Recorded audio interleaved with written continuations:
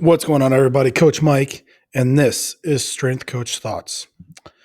So, today's first episode, not counting the introduction video, and this is the first blog post I wrote back, 2020, 2019, something like that. So, this came about basically through an athlete of mine kind of asking me why the weight room even mattered.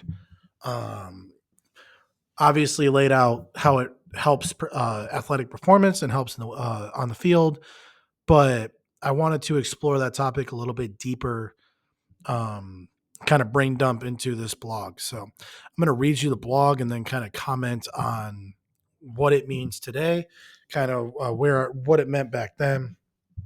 Um, and yeah, just kind of see where this conversation goes. So I'll start with the blog. The weight room is a very unique place in today's society. Today's society is shifting to focus more on individual feelings, opinions, perceived identities, etc. Although feelings can vary on if this is a good or bad shift, the weight room remains a constant light in the storm of social chaos. I am not talking about corporate gyms that focus on creating an environment to improve and retain membership, but rather the weight room in the truest sense of the word. This could be an old school weight room, a home gym, an athletic performance facility, or anywhere that focuses on improvement rather than money. In the weight room, the weight room is the weight, excuse me, in the weight room, the weight is cold and uncaring. It is there, ready to humble you and wanting to keep you down. The weight will bully you and make you want to walk away and quit. It doesn't care if you're having a bad day or a good day, if you're sore or fresh, if you're feeling athletic or you're feeling slow and sluggish. It doesn't care. The weight will always weigh the same and will continually push you to be a better person. That is the magic of the weight room. Walking in and choosing to become better in spite of a bad day and feeling bad for yourself forces you to evolve. This mindset forces you to become the best version of yourself through the gauntlet of the weight room. If you go under a heavy squat, bench, whatever, you have to get back up. You have to push against the forces trying to keep you down. If you aren't feeling it, the weight will bully you and keep you down. The weight works one of two ways. Either the weight is the bully or you are. So, are you the bully or are you going to be bullied? This lesson translates into every aspect of life. Life is trying to knock us out every chance it gets. Feeling the stress and weight of life can and does keep most people down, too weak to get back up. However, you have the choice to stay down or stand back up. I am not saying everyone has the same means, opportunities, etc. But I am saying you have a say in who you are and what you stand for and how you want to live your own life. You are in control of your life. And once you realize that, you can stand the weight back up and start bullying life instead of being bullied by it. So, which choice are you going to make?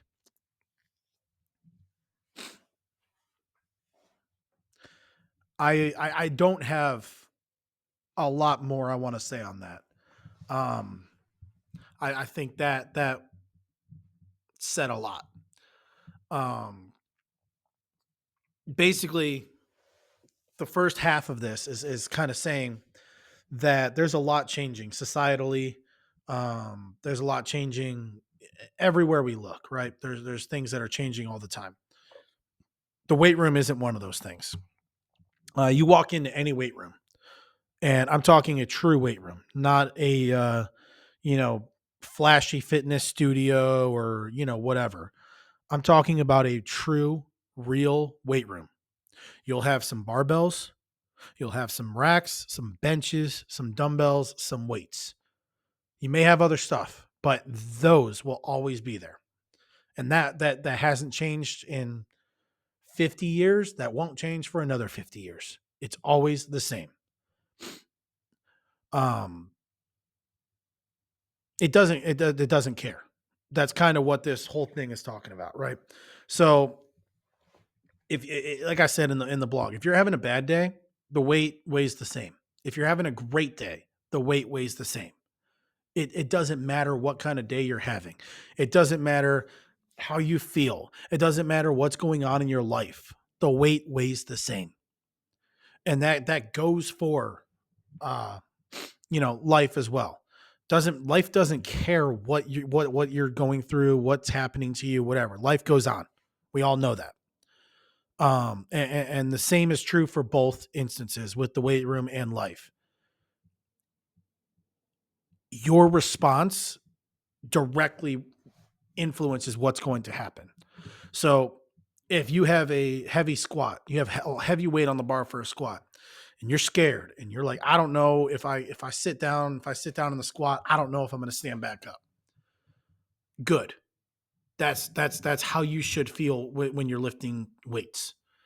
You should have that little bit of fear, but you should also have that chip on your shoulder where I don't know if I'm going to get back up, but I'm going to keep trying until I do. I'm not going to stop. I'm not going to quit. I'm not going to hit the bottom and start standing up and, oh, it's too heavy, and then bail out because it's scary. No, I'm going to hit the bottom and I'm going to drive up, and I'm going to keep driving up until I'm either standing up or I go back down.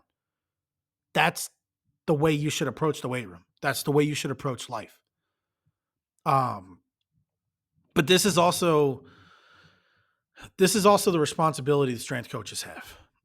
We are coaching athletes, and athletes are not in the weight room because they want to be most of the time. Some of them do. Some of them love the weight room. Sure. A lot of athletes are there because they want to play their sport. We all know that as strength coaches. Um, so our job is, one, to get them to enjoy their time in the weight room. I'm not saying that the athletes need to love the weight room as much as we do as strength coaches. That's probably not going to happen for most of them. But what I am saying is we need to get them to at least accept coming in the weight room, and hopefully be a little bit excited about it. Because the next point of that, the next part of our job, our job, yes, is improving the physical capacity of these athletes, whether it's strength, power, speed, endurance, size, whatever. Um, but it's so much more than that. As I've been saying throughout this blog, uh, it's character, it's self esteem, it's confidence, it's the ability to have a hard challenge that may cause physical distress, that may cause emotional distress, something that has a very real outcome to it that could get you hurt. That could, if you get hurt, that means you're going to be out of the game for a couple weeks or whatever. There's very real consequences, but there's very real reward. And that's the important part. We need to be able to articulate and teach our athletes the lessons that come from the weight room.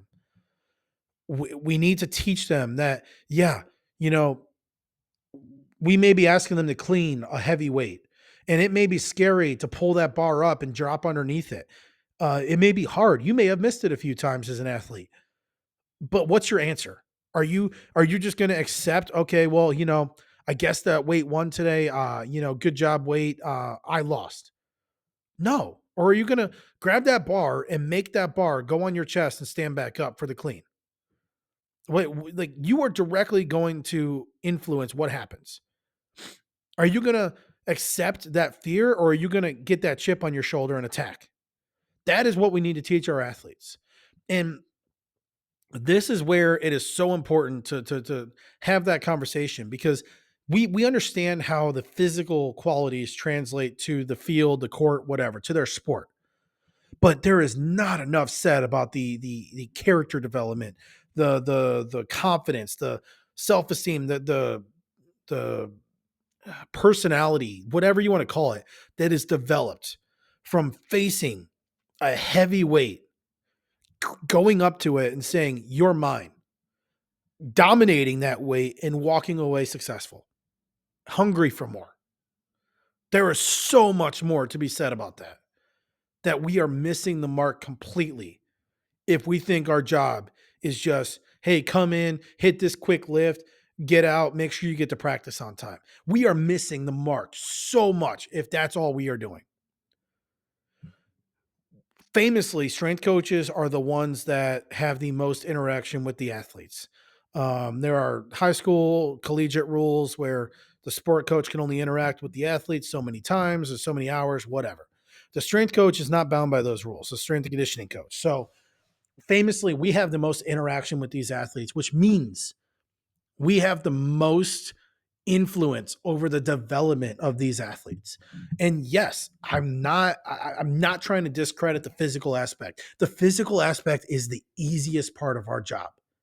There is so much philosophy and principles and so much stuff out there that if you have no idea what you're doing, a quick 20-minute Google search, you can at least not hurt an athlete.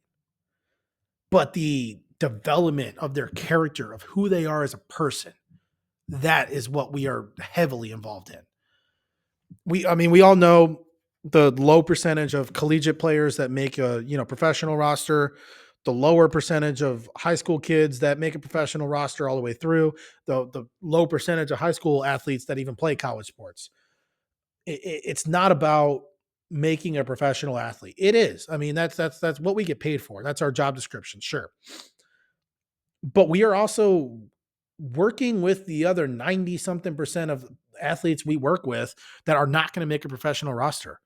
They're still our athletes. They're still our responsibility. We are still involved in their development just as much as that 1% of, that's going to make the professional roster. If 1%, I don't even know if it's 1%. But who they are as a person is going to be heavily influenced by us. And we can have a good influence or we can have a bad influence. And I just hope that as a strength coach, you're not there for the logo on your chest. You're not there for the brand. Because if you're there for the brand and the logo, you don't care about the athletes. You care about the brand. You care about, oh, if this dude gets traded, I don't care. Another dude's coming in and that's going to be good for the cool. The team is important. But we need to develop our athletes. We need to be there for our athletes, for our interns, for our GAs, for our coaches. We should be able to educate our coaches just as well. And if you're a strength and conditioning coach and you are just blowing off the interns saying, oh, well, they're just here for for a semester, whatever. Here's a video on YouTube. Go watch this. Like that, you're missing the mark because that's our future in this field. We all know the saying of nobody gets rich in S&C, nobody retires out of S&C. Cool. Then the future is our 20-something-year-old graduates out of undergrad. What are we doing for them? I mean, I'm talking a lot about athletes as well, but what are we doing for the future of our field as well? And it's the same way. I'm not saying put them through a tough gauntlet because that's what you did as an intern and, blah, blah, blah, blah, blah. Who cares? Who cares what you did as an intern? Did you enjoy it? Was it good? No. Did you feel value from it? Probably not. So why don't we shift to a better model for the field? And then now I'm just rambling. So I'm gonna end before I ramble down that. That could be a whole nother podcast episode. But basically what I want to say is that the weight room doesn't care about anything that we artificially attach ourselves to. So if you're struggling with something or you're going through something, yeah, go lift weights. Go find somebody who is qualified to teach you how to lift weights or qualified to teach you whatever you're interested in, powerlifting, weightlifting, strongman, bodybuilding, just general health and wellness. Go find somebody qualified to teach you. Yes, you can look up Men's Health magazine, whatever, but they give terrible advice. So make sure you're finding somebody actually qualified. Make sure they're educated in strength and exercise science at minimum. Make sure they have respectable certifications, not just, I took a weekend course and now I'm a personal trainer. Like, no, do not. That's not a good trainer. Make sure you vet the people you're getting your advice from, but also go out there and lift the weights. push yourself.